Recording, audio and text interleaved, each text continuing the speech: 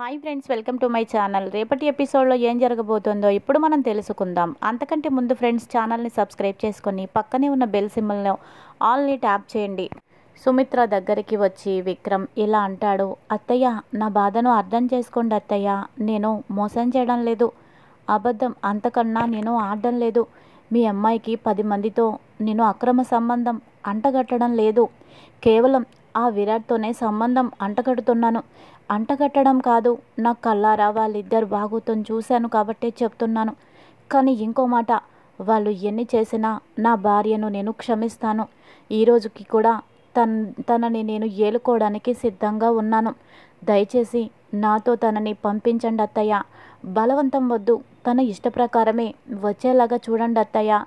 నేను తనని గుండెల్లో పెట్టుకొని చూసుకుంటాను అని అనగానే, నోరు మూయరా కుక్క, నువ్వు ఎన్ని అబద్ధాలు ఆడినా అవన్నీ వినేవాళ్ళు వేరే ఉంటారు. కానీ నీ మాట, నీ చేతలు, నీ ప్రవర్తన అంతా కూడా నువ్వు పెద్ద మోసగాడివనే నాకు తెలియజెప్తుంది. నీ మీద నాకు అనువంత కూడా నమ్మకం కలగడం లేదు. నువ్వు ఆడపిల్లల జీవితాలతో ఆడుకునేవాడివి. ఆడపిల్లల మీద నిందలు వేసి పబ్బం గడుపుకునేవాడివి. నిన్ను చూస్తేనే నిలువెత్తు అబద్ధానికి నిదర్శనంగా ఉన్నావు. నీ మాటని నేనెలా నమ్ముతాన్రా? అది నా కన్న కూతురు. దాన్ని 9 నెలలు మూసి కన్నాను. దాని బుద్ధేంటో నాకు తెలీదా? పరాయి వాణ్ణి కన్నెత్తి కూడా నా కూతురు చూడదు. నీతో తాళి కట్టించుకోమని వాళ్ళ పెదనాన్న అన్నందుకు తల వంచి తాళి కట్టించుకుంది. తనకి ఇష్టం లేకపోతే అప్పుడే చెప్పేది. కానీ నా కూతురు పెద్దలంటే గౌరవం, పెద్దల మాట అంటే విలువ, వాళ్ళ నిర్ణయానికే వదిలేస్తుంది. అది నా కూతురి క్యారెక్టర్ అంటే. అలాంటి నా కూతురి క్యారెక్టర్నే నువ్వు మచ్చ చేస్తే నేను నమ్ముతాను అనుకుంటున్నావా? నేను దాని కన్న తల్లినిరా. ఆవులిస్తే పేగులు లెక్క పెట్టేస్తాను. నువ్వెంత, నీ బ్రతికెంత? కానీ దేవుడు చూస్తున్నాడు, నువ్వు చేసే మోసం అంతా చూస్తున్నాడు. ఇప్పుడు నువ్వు తాత్కాలికంగా కొంతమందిని నమ్మించి నువ్వు గట్టెక్కచ్చు. కానీ ఏదో ఒకరోజు నీ పాపం పండుతుంది. నిన్ను నమ్మి నిన్ను నెత్తి మీద కూర్చోబెట్టుకున్న వాళ్ళే నిన్ను పాతాళంలో పడేసి నిన్ను తొక్కుతారు. ఆ దేవుడు ఉన్నాడు అని సుభద్ర అంటుంది. అప్పుడు ఇంకా శివరామరాజు ఇలా అంటాడు, సుభద్ర, ఏం మాట్లాడుతున్నావో? నేను నమ్మి మోసపోయానా? నేను వాడిని నెత్తి మీద కూర్చోబెట్టుకున్నానా? వాడు తర్వాత వాడిని పాతాళంలో తొక్కేస్తానా? మీలాగా నేను కాదు. ఎవరిని నమ్మాలో ఎవరిని నమ్మకూడదో నాకు స్పష్టంగా తెలుసు. నీ కన్న కూతురు కదా, తన మీద నీకు నమ్మకం ఉండడం తప్పు లేదు. కానీ తను నిన్ను మోసం చేస్తుంది. చూడు, మీ అమ్మ నీ మీద ఎంత నమ్మకం పెట్టుకుందో, అలాంటి నమ్మకాన్ని నువ్వు వమ్ము చేస్తున్నావు అని అనగానే, ఆపండి పెదనాన్న, చాలు ఆపండి.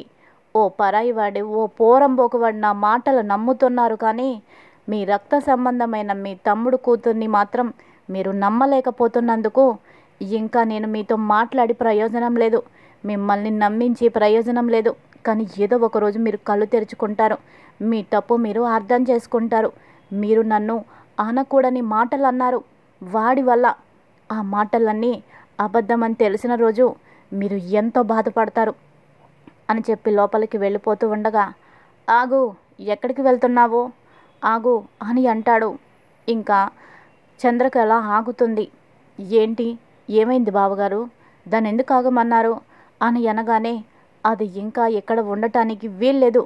తాళి కట్టిన భర్త వాడి వెంటే ఆడపిల్ల వెళ్ళడం అదే న్యాయం, అదే ధర్మం, అదే ఈ సంఘంలో ఉండే వాళ్ళకి మర్యాద కూడా అని అనగానే, వాడు తాళి మాత్రమే కట్టాడు, కానీ దాన్ని నేను పెళ్ళనుకోవడం లేదు, వాడిని నేను భర్త అని కూడా అనుకోవడం లేదు అని అంటూ ఉంటే, నువ్వు తప్పు చేస్తున్నావని నీ మాటలే చెప్పకనే చెబుతున్నాయి. ఇంకా ఎవరిని నువ్వు బొకాయిస్తావు? తాళి కట్టిన వాడిని భర్త కాదు అంటున్నావంటే మరి ఎవరిని భర్త అనుకుంటున్నావు అని అనగానే, పెదనాన్న అని అరుస్తుంది. పెదనాన్నను కాబట్టే ఇంత వినయంగా ఎంతో సహనంతో చెప్తున్నాను. అదే వేరే వాళ్ళైతే ఇలా మాట్లాడేవాడిని కాదు అని అంటాడు. ఇప్పుడేమంటారు? వాడితో వెళ్ళాలంటారా అని అనగానే, వాడు వీడు అంటున్నావేంటి? వాడు నీ భర్త. తన కాళ్ళ మీద పడి క్షమాపణ అడిగి అప్పుడు తన వెనుక నువ్వు నడిచి వెళ్ళు. ఆ విక్రమ్ ఎక్కడ ఉంటే నీ స్థానం కూడా అక్కడే, ఇది నీ స్థానం కాదు అని అనగానే, పెదనాన్న చావమంటే చేస్తాను కానీ వాడితో మాత్రం నేను వెళ్ళను అని అంటుంది. నువ్వు ఎలా వెళ్ళవో నేను కూడా చూస్తాను అని అంటాడు. ఇంకా అప్పుడు అందరూ ఇలా అంటారు, ఎందుకు ఎందుకు అలా బాధ పెడుతున్నారు, కొన్నాళ్ళు మన ఇంటి దగ్గరే ఉంటుంది, కొన్ని రోజుల తర్వాత పరిస్థితులు చక్కబడ్డాక అప్పుడు ఏం చేయాలో ఆలోచించవచ్చు, అంతేకాని ఇప్పుడు అలా చంద్రకళని ఇబ్బంది పెట్టడం కరెక్ట్ కాదురా అని తల్లి తండ్రి అంటారు. అమ్మా మీకేం తెలుసు, మీ మనవరాల్ని వెనకేసుకురావడం తప్ప మీకు ఇంకేమీ తెలీదు, అది ఇక్కడ ఉంటే నలుగురు మనల్ని 4 రకాలుగా అంటారు, అదే భర్త దగ్గరే ఉంటే ఎవరు ఏమి అనుకోరు, దాని కాపురం అది చేసుకుంటుంది, అంతే. ఇక్కడ ఉంటే ఎప్పుడొకప్పుడు వాడు రావడం, వాడితో పాటు ఇది వెళ్ళిపోవడం జరుగుతుంది అని అనగానే ఇంకా ఇలా అంటుంది సుభద్ర, బావగారు ఇదేనా మీరు అర్థం చేసుకున్నది నా కూతురు గురించి, నా కూతురు అలా వెళ్ళిపోతుందా, నా కూతురు బుద్ధి అదా, చిన్నప్పటి నుంచి చూస్తున్నారే, నా కూతురు ఎలాంటిదో మీకు తెలీదా అని అనగానే, తెలుసు, అన్నీ తెలుసు కాబట్టే కట్టుకున్న భర్తతో తల వంచుకొని వెళ్ళమని చెబుతున్నాను అని అంటాడు. ఇంకా శివరామరాజు ఇదిలా ఉండగా ఇంకొక పక్కన జగదీశ్వరి కొడుకు గురించే బాధపడుతూ ఉంటుంది. నా కొడుకు నిన్ననగా దెబ్బలతో హాస్పిటల్లో చేరాడు, ఇంతవరకు వాడికి స్పృహ కూడా రాలేదు, నా కొడుకు ఏం పాపం చేశాడని, వాడు ఏం తప్పు చేశాడని ఇంత నరకం అనుభవిస్తున్నాడు, తప్పు చేసిన వాళ్ళు బాగానే తిరుగుతున్నారు, కానీ ఏ తప్పు చేయని నా కొడుకు ఎందుకెంత శిక్ష అనుభవిస్తున్నాడు, దీనికంతటికీ కారణం ఆ రాక్షసుడే అని అనగానే, అవును అవును జగదీశ్వరి, ఇదంతా మీ అన్నయ్య వల్లే, కానీ మీ అన్నయ్యని ఎవరు తప్పుదోవ పట్టిస్తున్నారు, అందుకనే మీ అన్నయ్య ఇలా ప్రవర్తిస్తున్నారు అని అనగానే, ఎవరో తప్పుదోవ తొక్కిస్తే తొక్కడం ఏంటి, తనంతట తాను ఆలోచించుకునే పని లేదా, తప్పో ఒప్పో తెలుసుకునే జ్ఞానం లేదా అని అంటుంది.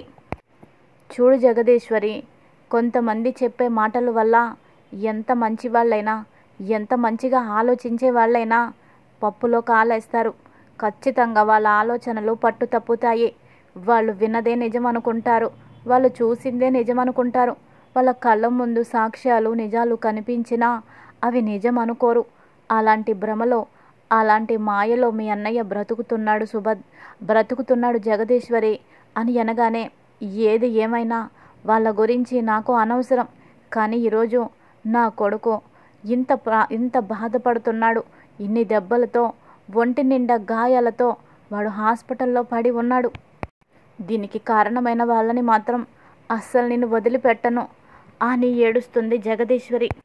అదే సమయానికి విరాట్కి కొంచెం స్పృహ వస్తుంది. డాక్టర్ గారు వస్తారు. వచ్చి, ఇప్పుడు నీకు ఎలా ఉంది, కాస్త నొప్పులు అవి తగ్గాయా అని అడిగితే, పర్వాలేదు డాక్టర్ అని కష్టంగా చెబుతాడు విరాట్.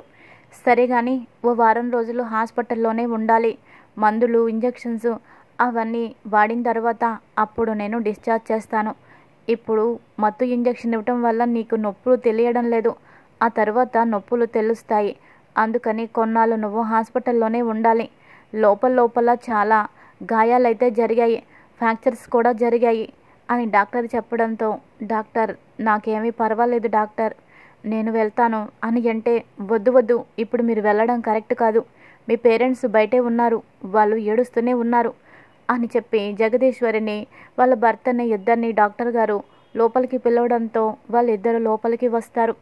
వచ్చి విరాట్ని చూసి, నాన్న అంటూ కన్నీరు పెట్టుకుంటుంది. నీకెందుకురా ఈ కష్టాలు, నీకెందుకురా ఈ బాధలు, నీ తోటి వాళ్ళందరూ ఎంతో సంతోషంగా ఉన్నారు, కానీ నువ్వేం తప్పు చేసావనిరా, నీకెందుకురా ఈ శిక్ష, ఆ కుటుంబం జోలికి నువ్వు వెళ్ళొద్దు నాన్న, నీ ప్రాణాల కంటే ఏది మాకు ముఖ్యం కాదు, నా మాట విను అని అంటూ ఉండగా, అమ్మా పాపం తనని నేనే కాపాడాలమ్మా, ఆ రాక్షసుడు మళ్ళీ తనని ఇబ్బంది పెట్టచ్చు, తన జీవితాన్ని ఇంకా దెబ్బ కొట్టచ్చు, తనకి మనం కాకపోతే ఎవరున్నాము, ఇప్పుడు తను కష్టంలో ఉంది, తనని మనమే కదా వడ్డెక్కించాలి, వాళ్ళు మనల్ని కాదనుకుంటున్నారు కానీ వాళ్ళని మనం కాదనుకోవట్లేదు కదమ్మా, పైగా ఇది ఒక ఆడపిల్ల జీవితానికి సంబంధించిన విషయం. ఓ ఆడపిల్ల క్యారెక్టర్ మీద నింద వేసి పబ్బం గడుపుకోవాలనుకుంటున్నాడు. ఆ విషయం తెలియక ఆ పెద్ద ఆయన భ్రమలో బ్రతుకుతున్నాడు. ఇంకా వాడు ఎలాంటి వాడో నిరూపించి ఆ అమ్మాయిని శశికళ జీవితాన్ని బాగు చేయాలి కదమ్మా అని అంటే నువ్వు మంచి కోసం ఆలోచిస్తున్నావు, కానీ వాళ్ళు నీ చావు కోసం ఎదురు చూస్తున్నారు. ఓ కన్న తల్లిగా నేను ఈ వేదనని భరించలేకపోతున్నాను. నా కొడుకు నాకు ముఖ్యం, వాళ్ళ గురించి నాకు ముఖ్యం కాదు అని అంటుంది. అమ్మా, నాకేమవుతుందమ్మా? నాకేం కాదు. నన్ను కొట్టేటప్పుడు నేను ఎదురు తిరగలేకనా? లేదంటే నేను అతనితో సరిపోలేకనా? కాదు, నేను ఎదురు తిరగబడితే ఏం జరుగుతుందో నాకు తెలుసు. అందుకనే మౌనంగా ఉన్నాను. నాకు కావాల్సింది వాళ్ళతో గొడవలు కాదు. మధు జీవితం మీద ఆ పడ్డ నిందని తుడిచేయాలి. ఎవరైతే నింద వేశారో వాడి చొక్కా పట్టుకొని వాడిని నిలదీసి వాడి నోటితోటే నిజం చెప్పించాలి. మధు కడిగిన ముత్యంలాగా బయటపడాలి. చేయని తప్పుకు శిక్ష అనుభవిస్తున్న మధుని బయటకు తీసుకురావాలి. అగ్ని పునీతగా బయటపడాలి. ఇదే నా ఆశయం, ఇదే నా లక్ష్యం కూడా అని అంటూ ఉంటాడు విరాట్. ఇక్కడితో ఈరోజు ఎపిసోడ్ ముగుస్తుంది. తర్వాత ఏం జరుగుతుంది, రాబోయే కథలో ఎలాంటి ట్విస్ట్ ఉంది, ముందు ముందు తెలుసుకుందాం. Hi friends, welcome to my channel.